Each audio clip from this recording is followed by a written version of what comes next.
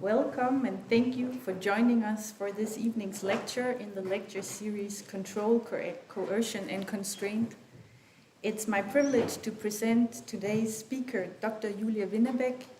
Julia Winnebeck is a brilliant scholar, a good colleague and a dear friend here at the University of Bonn.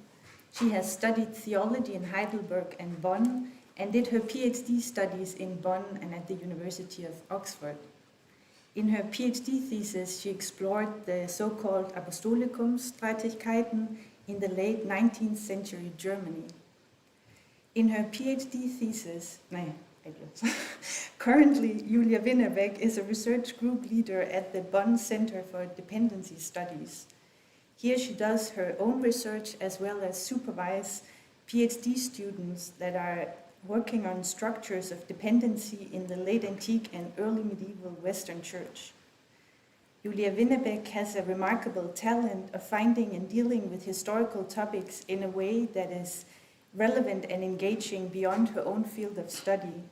Among her latest publications, you find interesting articles such as Handling Abortion, an exemplary study of the independence of late antique and early medieval penance, and another article, Slaves and Slavery in the Late Antique and Early Medieval Penitentials. I look forward to hear this evening's lecture with the title, Serving God, Structures of Dependency in the Ecclesiastical Realm. Julia, the floor is yours.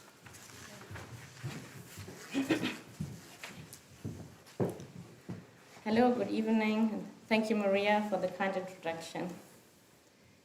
In my talk today, I want to explore the role of late antique and early medieval, the role of the late antique and early medieval Western Church in establishing and perpetuating structures of asymmetrical dependency. And now that's where I wanted to be. For this purpose, I will look specifically into the system of penance as a medium of social control and a gateway to dependency relations such as slavery and bonded labor. So what is penance? The term penance, as you may well know, describes the Church's practice of awarding punishment for sin. This practice was first introduced in early Christianity as a means to repent for sins committed after conversion and baptism. The earliest church councils and church father writings describe penance as a fairly regulated system with several tiers. The penitents underwent a very public and probably quite humiliating process of wailing, kneeling, knocking, and so on. On completion of their penance, they were finally welcomed back into the Christian community, which was symbolized through the imposition of hands and the participation in the Eucharist. The whole process was understood to cleanse the penitents from sin, like baptism had done before, so that they would be prepared to face God's judgment in the afterlife. From the 6th century onwards, a slightly different form of penance is conveyed to us through the existence of the so-called penitentials. These relatively short handbooks elaborate on a range of different sins and recommend appropriate punishments. According to the severity of the sin, the penitential punishments vary greatly in length and rigor. Whereas minor sins could be repented for example, by the singing of psalms or very short periods of fasting, severe crimes required lengthy periods of fasting, often socially isolated from the community and in connection to additional sanctions like exile, confinement, compensation payments, and even forms of enslavement. Even though today only about 300 to 400 manuscripts containing penitential texts remain, it is thought that they were widely circulated at the time and formed part of the basic equipment of the clergy in Francia and beyond. There is, however, an ongoing discussion about the penitential's context of application. They can be read as witnesses for a pious practice of Christians that took the form of the confession of one's sins to a cleric and their subsequent remission via the process of penance. But alternatively, they can also be perceived as witnesses to the fact that the local churches and monasteries acted as a sort of court which handled civil as well as criminal matters. These two readings are, of course, not mutually exclusive. Regardless of the application context, the penitentials provide an invaluable source for both theological research and social history, as they inform us, often unknowingly, about contemporary matters of ethical, legal, and spiritual concern. One particular area which might benefit from further research on the penitentials are slavery and dependency studies. After decades of pronounced disregard, studies into slavery have finally rediscovered late antiquity and the early Middle Ages as eras of interest. These studies have given up on former approaches which focused on detecting continuities and discontinuities between the Roman form of slavery and newer forms of dependency. For example, by trying to pinpoint the change from an agrarian and slave-based economy to feudalism or the transition from slaves to serfs. Instead, scholars like Alice Rayo have argued for the continued existence and cultural relevance of traditional chattel-type forms of slavery alongside a variety of other forms of dependency and have based those claims, among other sources, on the penitentials. At the same time, the perception of the relationship between the Christian church and slavery has changed. Most scholars today reject the ideological narrative of former generations, according to which Christianity worked as a major force towards the abolition of slavery by the Middle Ages, and instead accept the notion of the church as a major slave-owning institution. However, the discussion on the extent of the church's active involvement with slavery and the theological rationale behind this is ongoing and still in need of further research. Against this backdrop, I want to first present the evidence suggesting that penitential penance did have a fundamentally social dimension and could therefore be exploited as a medium of social control. In the second part of this talk, I will then move on to the evidence indicating a more direct involvement of ecclesial institutions with practices like penal enslavement and bonded labor via the system of penance.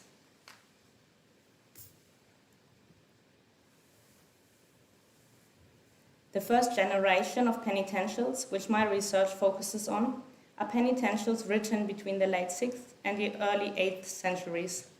These penitentials are also sometimes called small or simple because, unlike later ones, they largely represent only one tradition and only occasionally refer directly to conciliar legislation. The first generation of penitentials is made up of altogether 5 Irish penitentials, a closely linked group of 8 Frankish penitentials, and the Anglo-Saxon penitential ascribed to the school of Theodore of Canterbury. These penitentials contain 2 types of evidence pertaining to the social dimension of penance. The first are hints to means of exercising pressure that could be and possibly were employed to enforce penance. The second type of evidence concerns the character of penitential punishments. A range of sins are sanctioned with compensation payments, corporal punishments, exile, or even enslavement, all of which indicate the notion of penance as a penal or legal measure rather than a purely spiritual exercise. Particularly the early Irish penitentials, most of which probably originated in a monastic context in the 6th and early 7th centuries, contain evidence to suggest that non-repentant sinners were put under pressure to undergo penance. In order to enforce certain behaviors or to exact a confession, sinners were not only to be excluded from the celebration of the Eucharist, but were considered anathema to all Christians.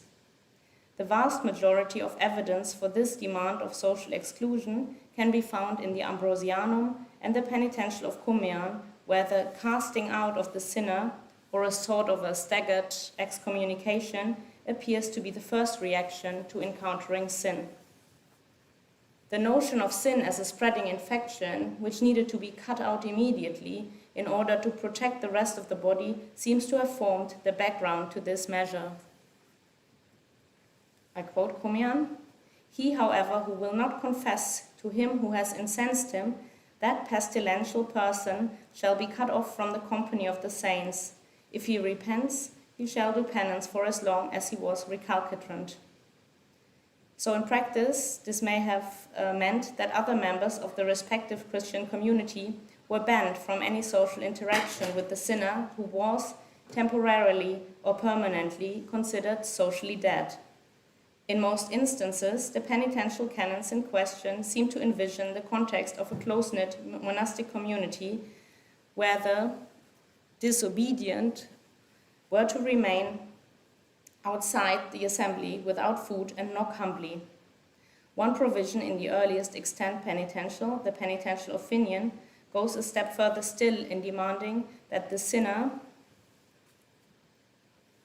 be driven from his country and beaten with rods until he is converted if he has compunction. As regards lay people, the penitential of Theodore suggests that in addition to imposing the social stigma connected to the exclusion from Mass and the Eucharist, the ecclesial institutions may have had additional options at their disposal to enforce penance. For repeated breaches of the Sunday observance, the penitentials proposed flogging or the confiscation of part of the property.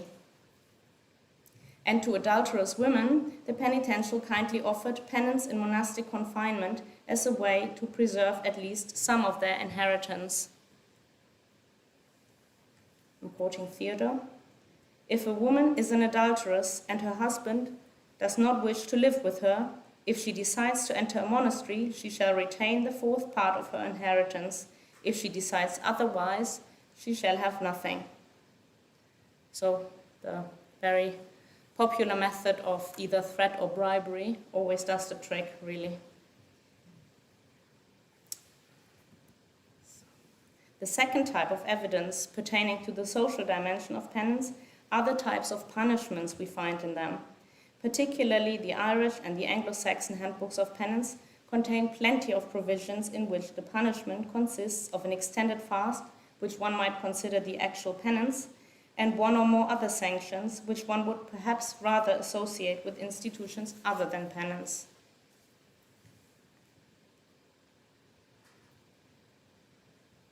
For instance, as we've just heard, the penitentials occasionally prescribe corporal punishments either as a means to enforce penance or as a sanction for sin. Corporal punishments seem to have been largely reserved to lower clergy and adolescents, though. The same limitation of a set of punishments to a specific group of people applies, of course, to disciplinary measures like deposition, degradation, or the ban from entering higher office, which the penitentials could, for obvious reasons, only impose on their own staff. Reasons for these disciplinary sanctions include mainly sins of fornication, but also office violations, such as stealing, failing to baptize sick people or newborns, and superstitious practices.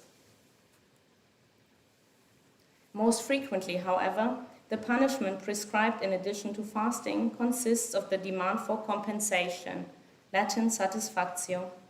Especially the penitentials of the Irish and Anglo-Saxon traditions frequently assign satisfactio for sins and crimes that were considered grave or disruptive, like bodily harm, fornication, theft, or manslaughter.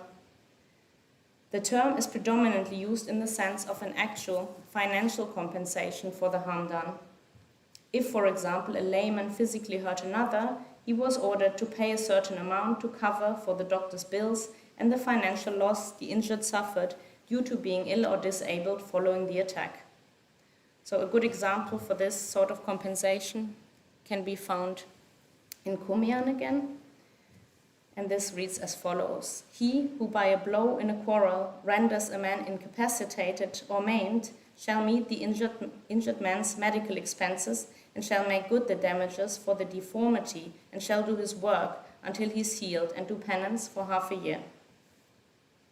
Compensation in the form of payments or sanctions resulting in financial loss are also required for sins of fornication. For instance, in the case of a man having sexual intercourse with a married woman, he was expected to pay the betrayed husband her chastity price. In case a man had sexual relations with an unmarried woman, the male sinner was to either marry her or pay her legal guardians a compensation. The punishment for fornication with unfree dependents consisted of either the obligation to sell them or to set them free. In the case of theft, the penitentials usually demanded the restitution of the stolen goods or the value thereof. Sometimes the canons required the two- or even fourfold restitution. Compensation payments could also reduce the length of the prescribed penance. Conversely, and this is, I think, where it gets really interesting, the penitentials provide information on what happened if the sinners were not able to meet the compensation claims. As an alternative to payment or restitution, they allowed for an extension of the fast. We can find an example for this possibility in the context of the provision on bodily harm displayed here. For after ordering satisfactio in Canon 9, Canon 10 continues, if he has not the wherewithal to make restitution for these things, he shall do penance for 1 year, so 6 months extra. In those cases, the Church may have foregone or covered the compensation in return for the penitent being indebted to pay alms or work in its service. At least this seems to be suggested, for instance, in the following canon. This was so long I had to skip the Latin. If any layman has committed theft, that is, has stolen an ox or a horse or a sheep or any beast of his neighbor's, if he has done it once or twice, let him first restore to his neighbor the loss which he has caused, and let him do penance for 3 40-day periods on bread and water. But if he has made a practice of stealing often and cannot make restitution, let him do penance for 1 year and 3 40-day periods, and further undertake not to repeat it, and thus let him communicate at Easter of the 2nd year, that is, after 2 years, on condition that, out of his own labor, he first gives alms to the poor and a meal to the priest who adjudged his penance, and so let the guilt of his evil habit be forgiven. Satisfactio, in the form of bonded labor, is also indicated as penitential punishment for cases of bodily harm or murder. For instance, the penitential of Columban and several Frankish penitentials decreed that murderers should undergo penance in exile for 3 years and should render their services to the relatives of their victim on their return. So, whoever has committed murder, that is, has killed his neighbor, let him do penance 3 years on bread and water as an unarmed exile, and after 3 years let him return to his own, rendering the compensation of filial piety and duty to the relatives of the slain, and thus after making satisfaction, let him be restored to the altar at the discretion of the priest. Similarly, other provisions in the Irish penitentials ordered sinners to offer themselves, that is probably their services, in place of their deceased or injured victims. Provisions like these suggest that at least in some communities, the penance for certain offenses entailed lasting obligations to the injured party in the form of dependent labor.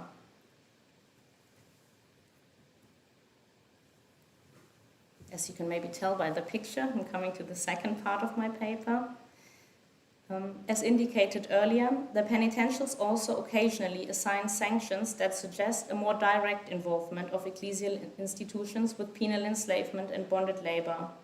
In addition to the punishments just covered, the late antique and early medieval penitentials contain provisions which prescribe enslavement and an ambiguous sort of service to God as sanctions for certain sins.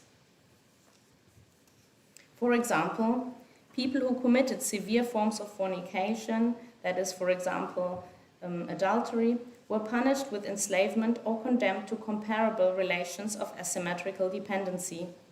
The Irish penitential of Finian, for example, ordered adulterous women to serve their husband in the place of a slave, whereby the author indicated the descent of such sinners to the bottom of the social order in their own household.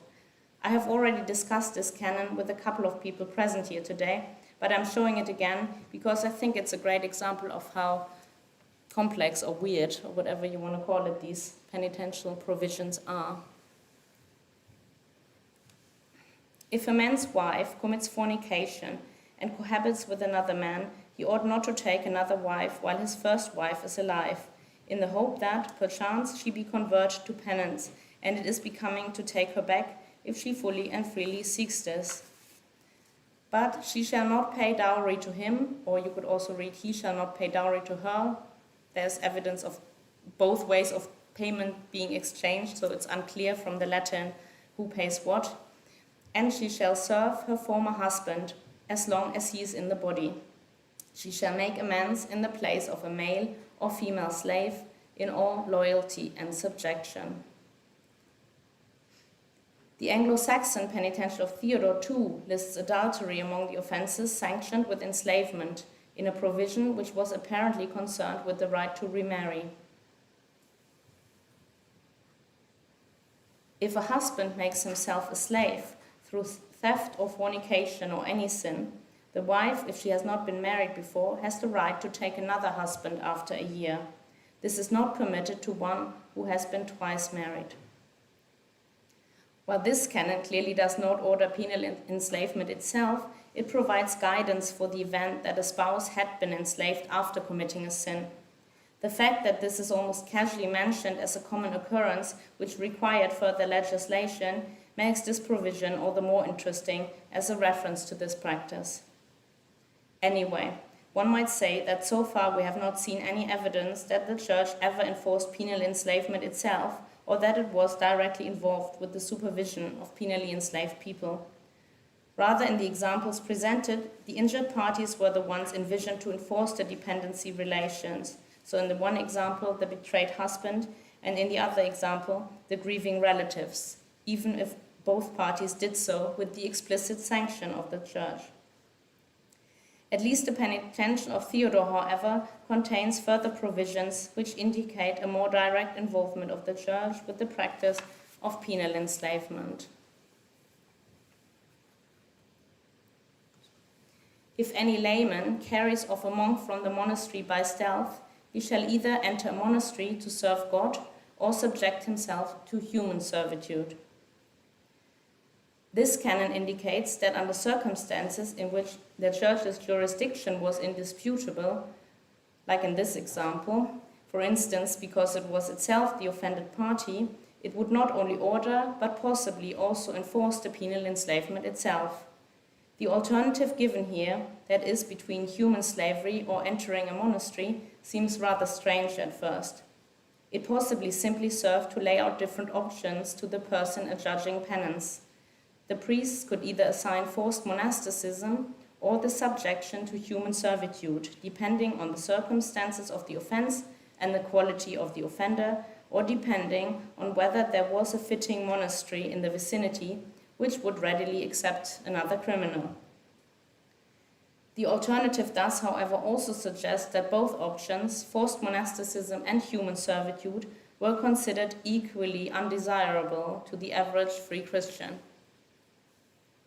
A third provision in the penitential of Theodore, finally, offers a hint that in addition to acknowledging and decreeing penal enslavement for certain offenses, the ecclesial institutions may have acquired criminals as slaves by paying or foregoing whatever compensation they owed. A bishop or an abbot may keep a criminal as a slave if he, that is the criminal, has not the means of redeeming himself. This last provision could be read against the backdrop of penitential provisions assigning compensation, or it could be understood against the background that most legal codes of the post-Roman successor states ordered compensation payments rather than corporal punishments for the majority of offenses. These compensations were, in all likelihood, difficult to pay for most individuals, and therefore, like the compensation payments ordered by the penitentials, may have provided a slippery slope into penal enslavement or debt bondage.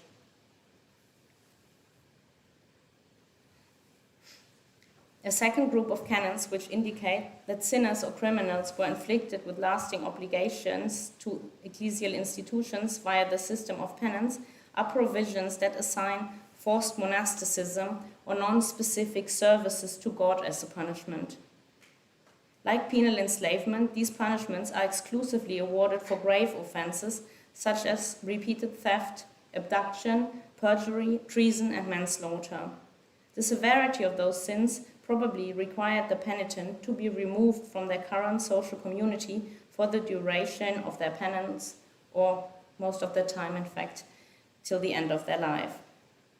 As is still fairly palpable in some of these provisions, the punishments of forced monasticism and service to God probably developed out of the more traditional punishment of exile, which the earlier penitentials also prescribed from time to time.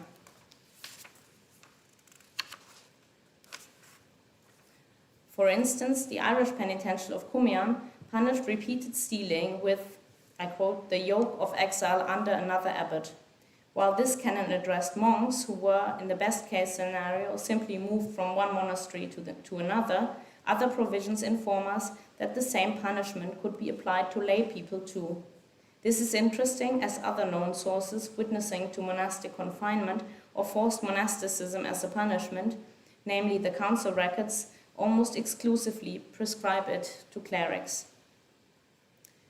As we have already seen earlier, the penitential of Theodore sanctioned abduction with either human servitude or forced entry of a monastery.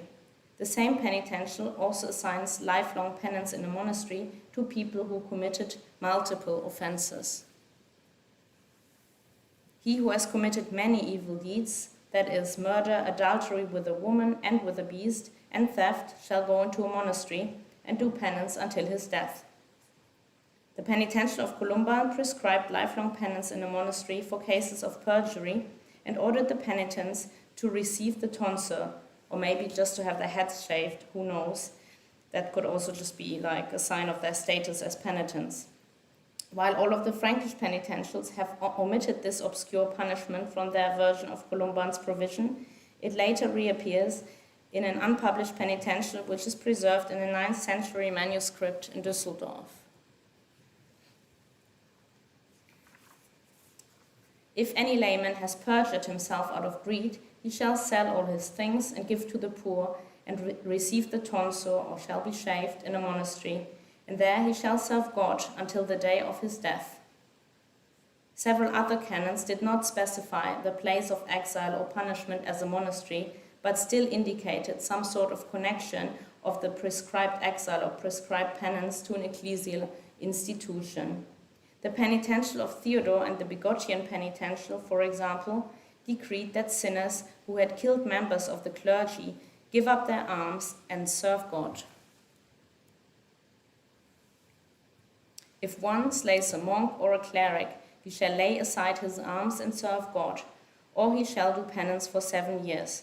He is in the judgment of his bishop. But as for one who slays a bishop or a presbyter, it is for the king to give judgment in his case. The penitential of Cumian featured the curious additional information that such penitents were considered dead to the world during their lifelong service to God. He who commits murder through nursing hatred in his mind shall, after having given up his arms, live unto God, being dead to the world until his own death. This, being dead to the world, could be interpreted to refer to either the remoteness of the service, for example in a monastery, or the social status of the penitents as the dependents of an ecclesial institution. All in all, one could say that the punishments of penal enslavement and monastic exile or forced service to the church are fairly well attested as punishments for severe crimes within the early penitential texts. In assigning these curious punishments, the penitentials bear witness to a general shift within the penal system from classic forms of exile to forms of monastic confinement and penal servitude, which Julia Hillner has firmly established in her book Prison, Punishment and Penance in Late Antiquity. So I'm coming to my conclusion now. The character of the penitential punishments and the available means to enforce them show that penance can indeed be understood as a fundamentally social institution. This is not to say that it did not also have a spiritual dimension, and in my last paper I've tried to show exactly that spiritual dimension of penance. However, if one looks at penance from the perspective of social history, as I have done today, it seems obvious that it also served the purpose to uphold a certain social or ethical order and to settle conflicts within the local Christian community. Particularly the Irish penitentials and the Anglo-Saxon penitential of Theodore indicate a historical context in which penitentials were used in place of, rather than in addition to, other legal norms. Much like monastic rules, the majorities of their provisions seem to postulate a closed-off monastic environment where lay people too were among the dependents of the ecclesial institution awarding penance, if not in an economical sense, then with respect to social conduct and legal proceedings. By comparison, the Frankish penitentials contain barely any evidence pertaining to the social dimension of penance. In fact, their compilers seem to have eliminated references to punishments other than fasting from the Irish material they included, with the exception of the homicide canons. The lack of direct evidence for penance taking the form of public punishments other than fasting might point to a different application context or Sitz im Leben of the Frankish penitentials compared to those of the Irish and Anglo-Saxon tradition. Perhaps they found application in a context where ecclesial institutions did not have extensive legal authority, and accordingly, punishments of a more secular character could not hope to be enforced. Regardless of whether the penitential punishments, including the assignment of extended fasts, are understood as additional or the sole sanctions for the listed offences, their enforcement obviously required a significant degree of authority or power on the part of the Church, and or the support of these sanctions by secular authorities. This is, of course, especially true for sanctions that entail the permanent or temporary entry into dependency relations. Even though these punishments cannot exactly be regarded as an invention of the Christian Church, in light of the evidence presented today, it seems fair to say that the imposition of significant dependencies as a means to sanction certain sins or crimes was certainly promoted within the system of penance. More importantly, the sources indicate that ecclesial institutions functioned as an administrative channel for these practices. Perhaps local priests administering penance took on the role of a modern-day notary. Exchanges of workforce for debt resulting from civil or criminal proceedings were processed by and through the Church, which not only had the financial means to pay out compensations, but also the authority and resources to draw up official documents to testify to these agreements, and enough possibilities to hold and employ dependents. Sadly, the penitentials themselves do not provide much information on the events following the assignment of the penitential punishments, or indeed on whether they were ever applied in practice, and neither do historiographic sources tell us much about this. However, further research into the so-called formulae, which are model drafts of legal agreements between two parties, might offer more details on the process of assigning penal enslavement and bonded labor as punishments for sin. What we do know, however, is that the Church, or rather its higher representatives, ruled over several groups of dependents. Other than its own staff, these included slaves, which ecclesial institutions got hold of by way of donation, inheritance, and or as part of properties it acquired. However, the precise character of their lives or of the service to the Church in a monastery or elsewhere remains ambiguous. We have no evidence that the social status of slaves was altered on entry into the service of the Church. Neither do the provisions which inform us on the practice of forced monasticism or penal service to God indicate that people subjected to these punishments were necessarily turned into proper monks and nuns. The assessment of the circumstances and living conditions of church dependence, like the assessment of any type of dependency really, therefore needs to take into account other factors than merely the legal status of these dependents as free or slaves, or their association with a certain institution, such as the Church. These factors may be, for example, the dependent's gender, age, and last but not least, the type of work they were assigned. While this evidence is of course sparse and often rather hidden, put together, it might provide us with a better view of the Church's handling of slavery and other dependency relations. For instance, the sources indicate that slaves did indeed work on monastic premises in all sorts of different functions, for example, as personal servants or simply in the function of rural laborers. One particularly interesting canon in the records of the Council of Eppau sanctioned the sale of slaves for the simple reason that it would be unfair on monks to perform their hard agricultural labor. Slaves who have been donated to the monks may not be freed by the abbot, for we consider it unjust that while monks perform the daily rural labor, their slaves have the leisure of freedom. Furthermore, there are several hints in the extant sources to slaves living and working in the households of members of the clergy, most notably in conciliar legislation concerned with the presence of female slaves and the temptation they provided.